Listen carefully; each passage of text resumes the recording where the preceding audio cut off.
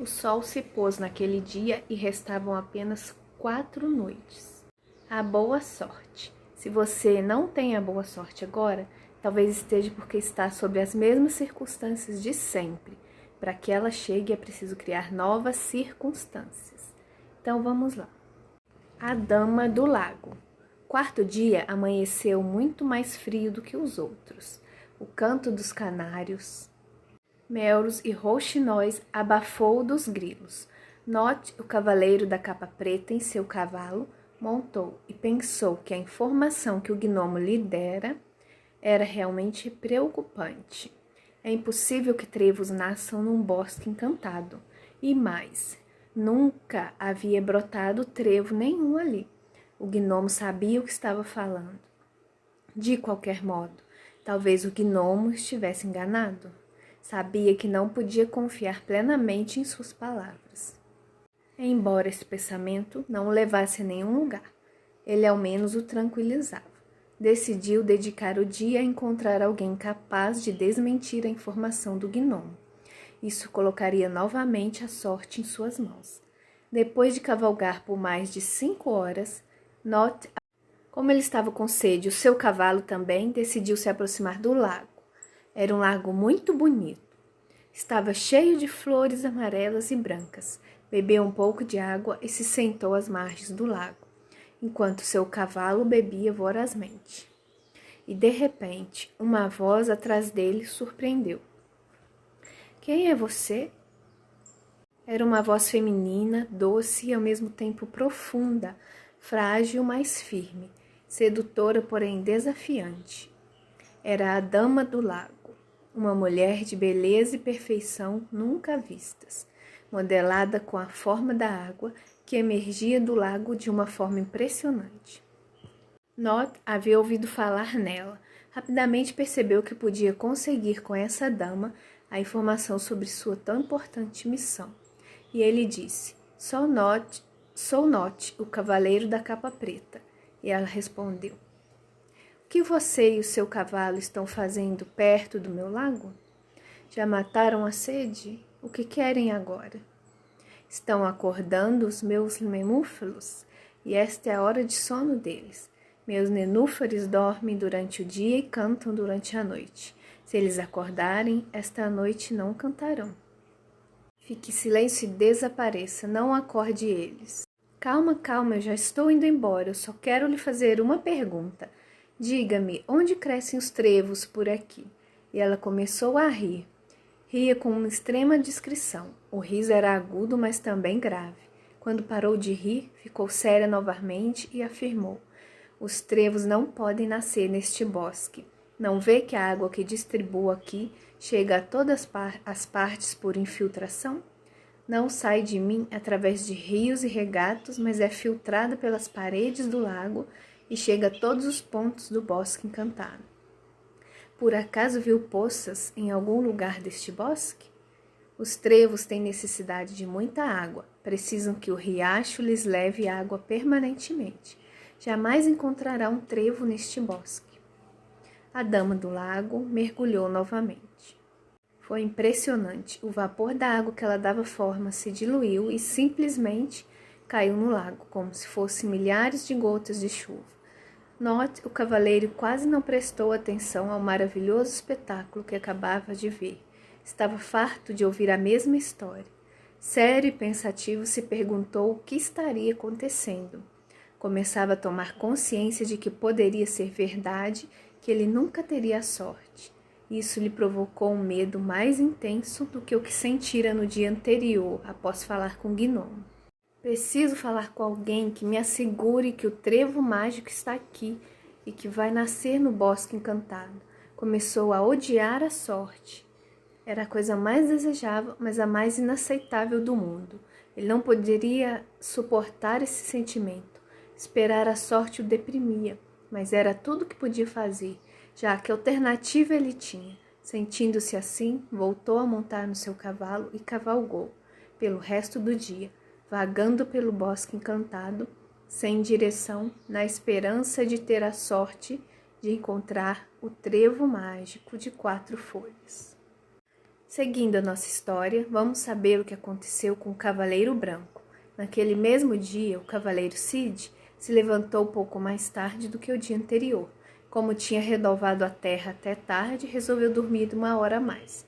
Enquanto ele comia umas maçãs que compartilhou com seu cavalo branco, pensou o que faria naquele dia. Já tenho a terra, agora preciso saber de quanta água vou precisar. A probabilidade de ter conseguido o lugar certo é mínima, eu sei. Mas se este for o lugar escolhido, então devo fazer com que essa terra receba a quantidade de água adequada. Ele não teve a menor dúvida, não era segredo de todos os habitantes do Bosque Encantado, a Dama do Lago era a única que tinha água. Demorou um pouco para encontrá-la, teve que perguntar a vários animais do bosque. Ele chegou ao lago alguns minutos depois de Note ter saído dali. Aproximou-se bem devagar, procurava não fazer barulho, mas sem querer pisou numa casca de noz, que instalou imediatamente. A Dama do Lago emergiu imponente e ela repetiu a mesma queixa que havia feito a Note. O que você quer em seu cavalo branco? O que vocês estão fazendo perto do meu lago? O que querem? Estão acordando meus nenúfares. É hora do sono deles, eles dormem de dia e cantam à noite. Se forem acordados, essa noite não cantarão. Seu canto evapora a água do lago durante a noite. Se não cantarem, a água não evapora. Se a água não evapora, o lago transbordará. Se o lago transbordar, muitas flores, plantas e árvores morrerão afogados. Fique em silêncio e desapareça, não acorde meus nenúfares. Cid ficou atônito, não só pela experiência, mas pelo problema que ela havia revelado. Ele precisa de água para regar a água escolhida.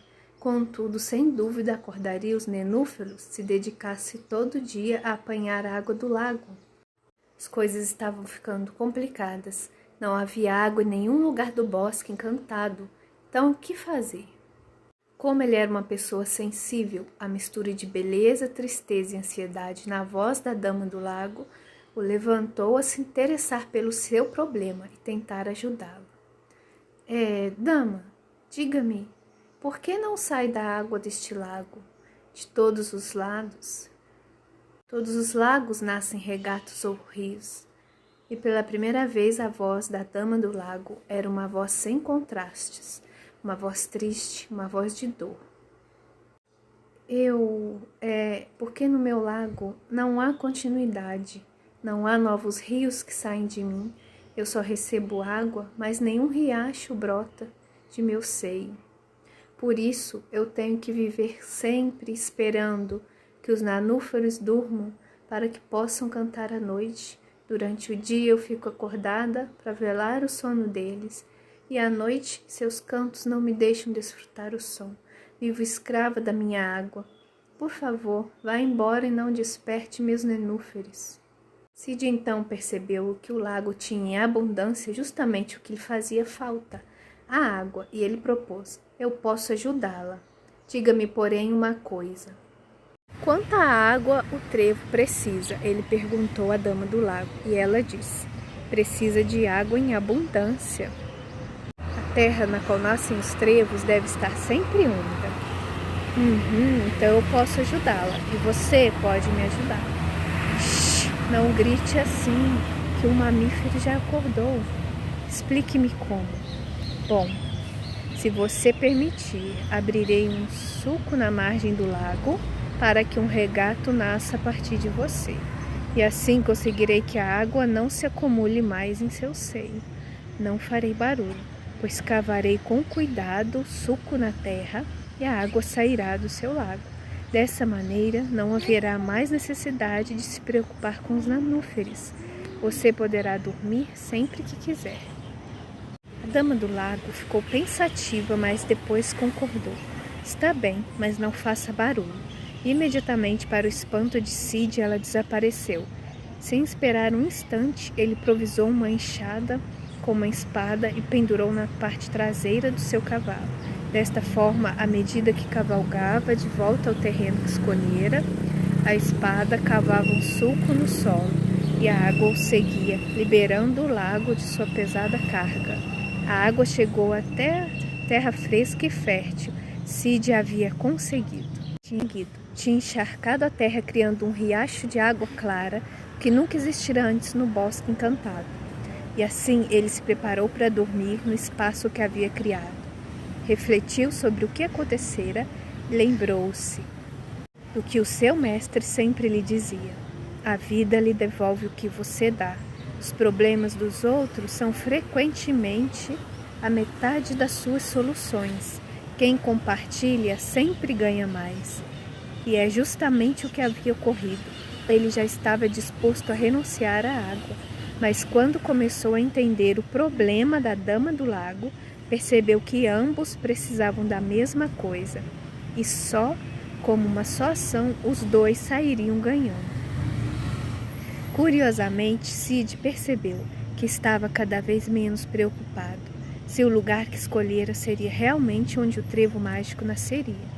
Talvez devesse se sentir um pouco tolo por trabalhar tanto por um lugar onde o trevo provavelmente nem nasceria, mas não se sentia assim. A certeza de que estava fazendo o que devia fazer era mais forte do que pensava se teria sorte ou não com a escolha do lugar. Por quê? Ele não sabia. Talvez porque regar o que é preciso fazer depois de arar e cuidar da terra. Ele sabia ele fazia o que tinha que fazer. Claro que sabia que o lugar que havia escolhido para regar a terra era muito provável para o trevo mágico de 4 folhas nascer.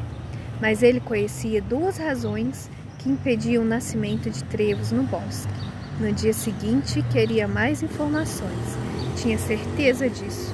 Com a cabeça pousada no chão, ele tentava adormecer, enquanto olhava com esperança a terra nova regada pelo riacho. Mais uma vez, visualizou o trevo mágico brotando e crescendo.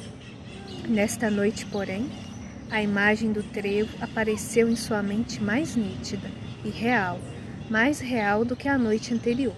E isso o deixou feliz. A noite caiu, só restavam 3 noites agora. Ou seja, preparar as condições favoráveis para a boa sorte não significa buscar somente o benefício para si mesmo. Criar as condições nas quais os outros também ganham atrai a boa sorte.